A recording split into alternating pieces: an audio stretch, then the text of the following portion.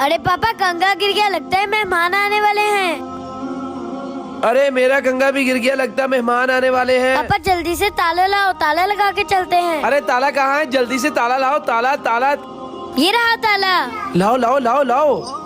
पापा जल्दी करें, मेहमान आ रहे हैं। आजो आजो, छुप जाओ। यहाँ तो ताला लगा हुआ है। चले पापा फिर दूसरे घर चलते हैं। पापा चलो, गए मेहमान। गए, चलो आ जाओ। चीनी, पत्ती, दालें, फ्रूट। हमारे घर कौन चोर आ गया?